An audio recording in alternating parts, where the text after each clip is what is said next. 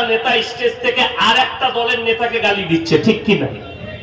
গালি দেয়, তাকে ট্যাসেল করে, তার বিরুদ্ধে বলে, কিন্তু এদিকে গিয়ে আপনি অ্যাসেম্বলিতে যদি দেখেন এক টেবিলে বসে এরা খানা খায় আর চা খায়। এটা আমি একদম বাই ক্যামেরা বলছি। কোন বাপের বেটা নেতা থাকলে আমার সঙ্গে টক্কর নিতে পারে, আমি তাকে অ্যাসেম্বলিতে নিয়ে গিয়ে দেখিয়ে দেবো এক টেবিলে বসে চা খাচ্ছে, ঝগড়া নাই। আপনাদেরকে বলছে আমাদের কথা, শুধু যদি মনে করে আপনি নেতাদিকে টার্গেট করলেন না, আমাদের মৌলবীদের কথা বলছি।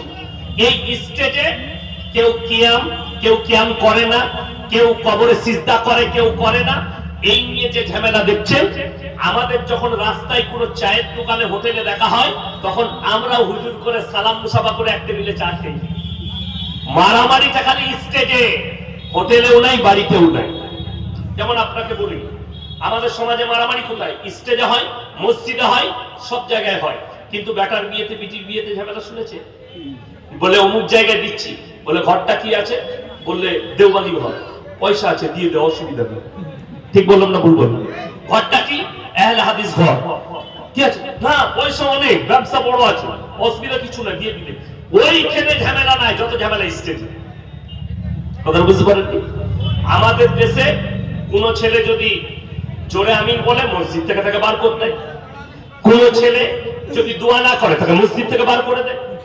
এই যে ঝামেলা আমাদের দেশে, আপনারা ইমানদারির সঙ্গে বলুন, হাজী সাহেব দিকে জিজ্ঞেস করবেন, আপনারা লক্ষ্য করবেন, মক্কায় মদিনায় কেউ বুকে হাত বাঁধে, কেউ নিচে, কেউ বাঁধে না, কেউ দোয়া করে, কেউ করে না।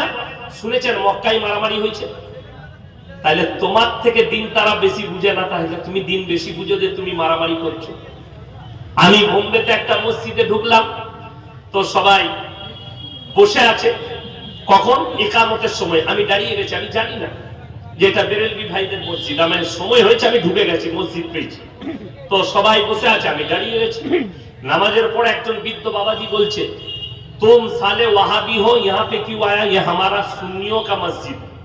আমরা, ये तुम्हारा बाप का मस्जिद है कि अल्लाह का घर है? हम तुम्हारे इमाम को बुलाओ। इमाम साहब के डाकलो। আমি বললাম, हजरत ये अल्लाह का घर है कि इनका बाप का है कि आपका बाप का? बोले अल्लाह का घर है। हम लोग कोई भी नमाज पढ़ सकता कि नहीं? बोले पढ़ सकता है। हमने ये कह रहा है कि सिर्फ सुन्नी लोग पढ़ेंगे और कोई नहीं पढ़ सकता। আমি দলিল দিলাম, ইমাম চুপ হয়ে গেল। ডিবেটটা আপনার কাছে। ওই রকম বলে দিই, শুনেলেন, দ্বন্দ্ব নিজের জায়গায় রেখে দেন। যোগীজি এলান করেছে, উত্তর প্রদেশের মাটিতে বাগেশ্বর ধাম বাবা বলেছে, কাটোগে তো বাটোগে।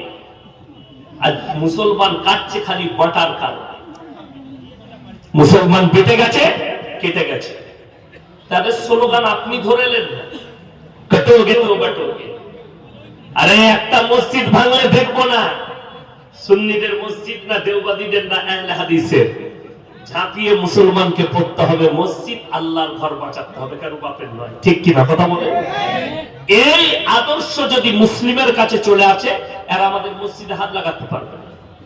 আর আমার দুঃখ একটাই, খালি বলছে মসজিদের নিচে মন্দির খুঁজে পাওয়া যাচ্ছে। আর আমি চ্যালেঞ্জ দিয়েছি, আমাকে সার্ভে করতে দে, আমি কলকাতা হাইকোর্টের নিচে একটা মসজিদ বার করে দেব, কিন্তু আমাকে 3 দিনের লেগে মুখ্যমন্ত্রী করতে হবে। তবে প্রশাসন আমার হবে, লোক আমার হবে, খুঁজে বার করে দেব। নিশানি গুলো বলে দেবে, এগুলো সব মসজিদের নিশানি, লিগে ভরে দেবো রাতের বেলা। লোক আমার, ওতে আমার কি আছে? একটা আল্লাহ লেখা পাথর ভরে দেবো, তলায় ছিল 100 বছর আগে কার। কত বুঝতে পারেননি? এইটাই চলছে ভারতবর্ষে, এটাই শুরু করেছে তারা। বড় কষ্ট লাগে, 500 বছর আগে গোটা পৃথিবীর কেউ দেখতে পায়নি, কেউ জানে না যে মন্দির ভেঙে বাবরি মসজিদ তৈরি হয়েছিল। আর গোটা পৃথিবী দেখতে পেয়েছে, আমরা দেখতে পেয়েছি। আমাদের প্রজন্মকে বলে যাব যে আমাদের চোখের সামনে মসজিদ ভেঙে, বাবরি মসজিদ ভেঙে মন্দির তৈরি হয়েছে, ওটা আমাদের বাপদের জায়গা। এটা আমরা চিরজীবন বলবো, যতদিন আমাদের মুখে কুলু পাড়তে পারবে না। তোমরা যত দাবি করো, যদি ওটা মসজিদ না থাকতো, তাহলে জায়গা কি করতে দিলে মসজিদ বানানো? কথাটা বুঝতে পেরেছেন না পারেন? ওটা যদি মন্দিরই ছিল তাহলে আলাদা করে জায়গা দিলে কেন মসজিদ বানানোর জন্য? কেন দরকার পড়লো? সুপ্রিম কোর্টের জাজমেন্টটা দেখবেন কি দিয়েছে। তাদের জাজমেন্টে দিয়ে আছে যে ভারতে বাবরি মন্দির ভেঙে মসজিদ হয়নি, এর কোনো প্রুফ নেই, কিন্তু মসজিদ ভেঙে মন্দির তৈরি হলো, এর প্রুফ তৈরি হয়ে গেল কিয়ামতের সকাল পর্যন্ত। আর আমি একটা জলসায় বলেছি, আজকে আবার বলে যাচ্ছি, আল্লাহ যদি রাজি থাকে বাবার হাম তেরে মসজিদ মে ফির সে আজাদ দেंगे ইনশাআল্লাহ।